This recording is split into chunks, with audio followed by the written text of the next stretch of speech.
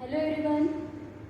In the last lecture, we have to see that in 19th century, many experiments were carried out only for to identify which is the actual genetic material present in the living organism.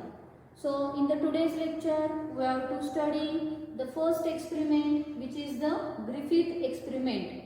So why this experiment is called as the Griffith experiment? Because in 1928 the scientist Frederick Griffith were performed this experiment, and that's why this experiment is called as the Griffith experiment. So this Griffith experiment is also called as transformation experiment. So what is the aim of that experiment? Here the aim is to identify which is the actual genetic material present in living organism, whether it is a DNA or whether it is a protein. So for this experiment, Griffith was used one of the bacterium, and the name of the bacterium is Streptococcus pneumoniae, and that Streptococcus pneumoniae cause the disease which is called as the pneumonia, and that pneumonia generally occurs in human as well as in other mammals. Then the Griffith also used two types of strains. One is the smooth strain, which is denoted by capital S, and another is the rough strain, which is denoted by capital R. So this smooth strain is a virulent. What is virulent? Virulent means it is a deadly poisonous, means it can cause the death. While this R strain is a non-virulent. Non-virulent means it is not poisonous, that's why it does not cause the death. Then this smooth strain is highly pathogenic. So what is meant by pathogenic? Pathogenic means that strain can cause the disease.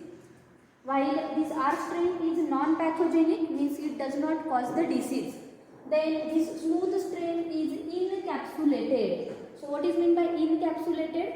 Here in this diagram you have to see that here several smooth strains are there, and these smooth strains which having the outermost protective covering. So that outermost protective covering which is called as the capsule. So in case of smooth strain, the capsule is present, that's why it is called as the encapsulated strain.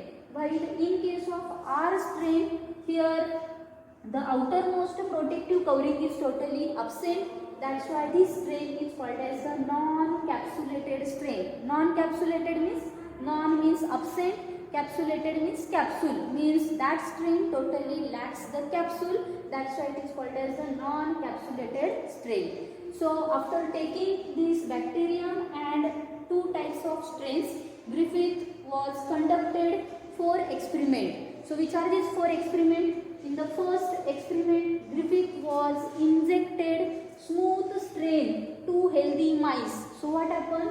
Here these healthy mice get dead. So why the mice is dead? Because that smooth strain is highly pathogenic as well as it is a virulent.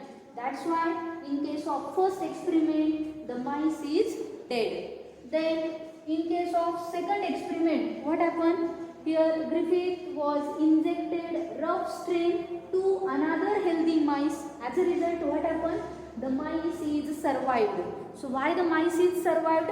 Because that rough strain is non-virulent. Non-virulent means it does not dangerous or it does not cause the death, as well as it is a non-pathogenic, means it does not cause the disease. That's why at the time of second experiment, the mice is survived.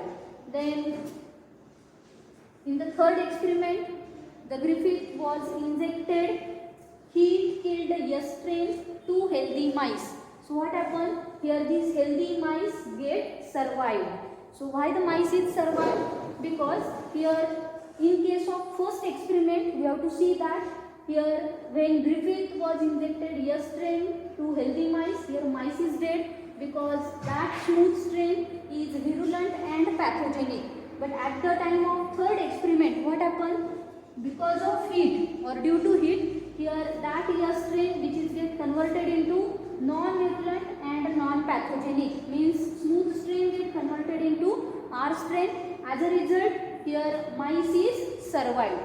Then In the fourth experiment, Griffith was mixed heat killed S strain and R strain, and later on he injected into another fourth mice. So what happened?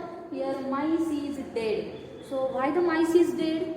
In case of third experiment, we have to see that when Griffith was injected, heat killed S strain, 2 mice, here mice is survived.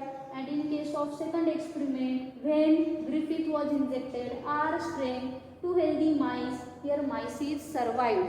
But in case of fourth experiment, when Griffith was injected, heat killed S strain plus R strain, 2 mice, here mice is dead.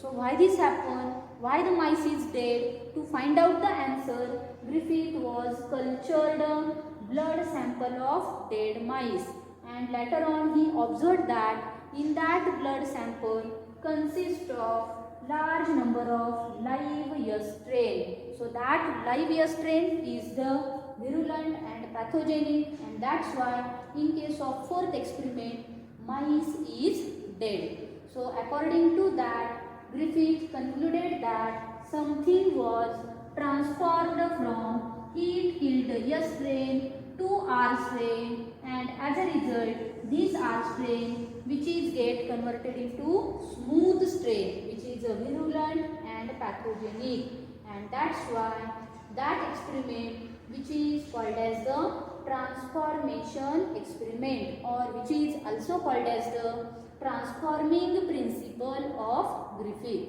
Are you understand? Okay, thank you.